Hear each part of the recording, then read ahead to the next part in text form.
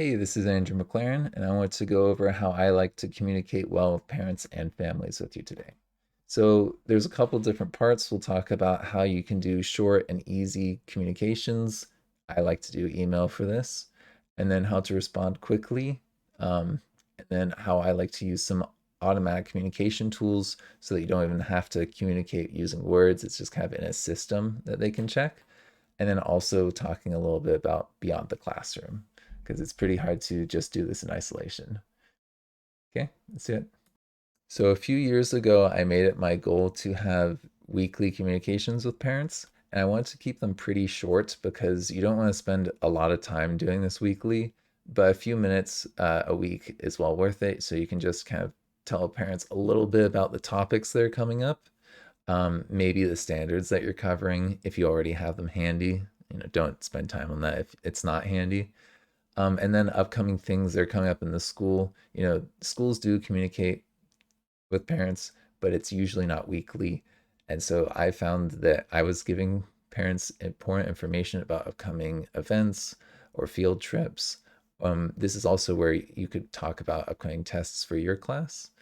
And also, I would do occasionally like these social justice topics where it's like, okay, this is something going on in the world. I know a lot of parents are like, I need to talk with my kids about this. So I would just gather some relevant resources and share that. That is a little bit risky, but I never ran into any issues. And I taught in a number of different communities. Um, so I think it's fine to share some resources there as long as you're doing just that, sharing resources, right? So I also tried to make sure these emails were translated. There's some things will do this automatically. Like there's a couple districts. One of the ones I was at had a like site that they were paying for, and you type into that, and it auto communicate in the home language to the parents. So it like just do the translations for you. But when I wrote this goal originally, that was not the case. So I was just using Google Translate, and so I was just copy pasting the text from my I think I was writing the email in Google Drive, and then I translate that in Google Translate and just paste it down below, and then copy the whole thing into the I think it was Synergy. It was the parent communication tool that we were using with the email lists. So you'll have that. You can send that out to them.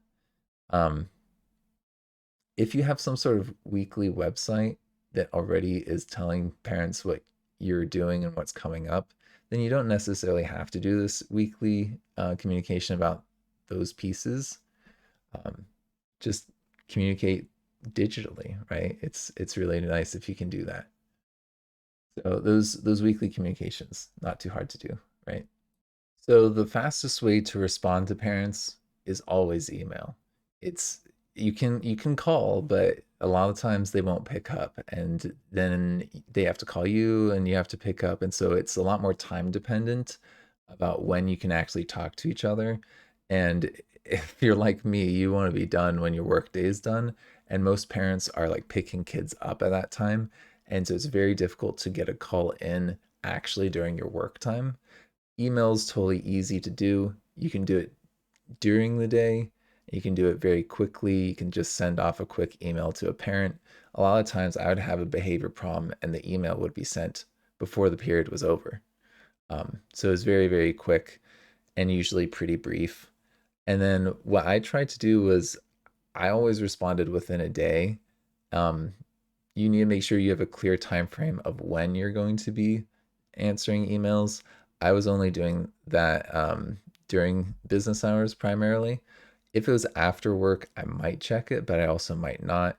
So I told them by the middle of the next day, you should have a response. And if not, just check in with me because something might have happened, right?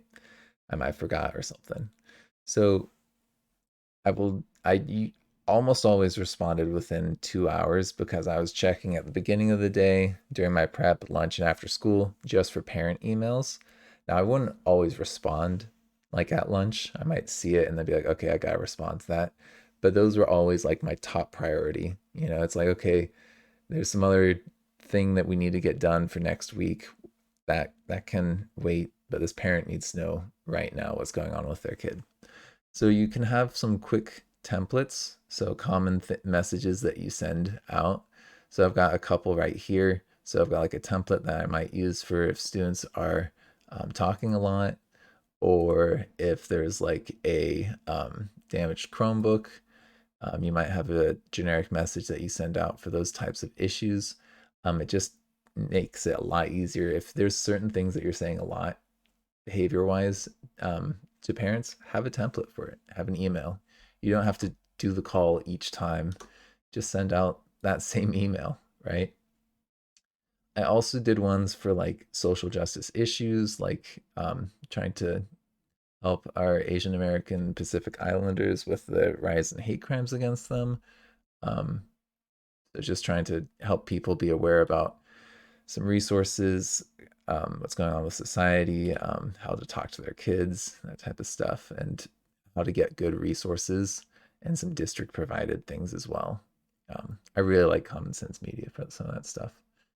So there was a couple things I did, like also one for like Black Lives Matter. You can see it's pretty similar to the other one. It's kind of dealing with similar issues, um, different but similar, right? And then I also did one for like Day of Silence because I used to run like the GSA or the Gay Straight Alliance at the school. So I was the adult in charge of making sure the other adults um, know the students' rights and are respecting the students' rights as well. So yeah, that's the kind of how you do those quick templates. Whenever you can do something automatically, it makes your job easier, right? So if you can have parents know their students' academic performance in class, then like right away, day of, that's really, really useful. So you can add parents as what people call guardians or observers in Google Classroom, which lets them see the students' submitted assignments. It also lets them kind of see the grades on all of that stuff, so they can see when the students have submitted something, or if they, the most common thing with COVID was I was getting students turning in blank assignments or assignments that literally didn't have any student work on it at all. Um, and so your parents can see when their kids are doing that. You can start telling them, hey, can you start checking uh, this one kid's assignments because they keep on not doing them and turning them in blank. So can you make sure that they're turning them in done and checking in with them daily until they start doing that, right?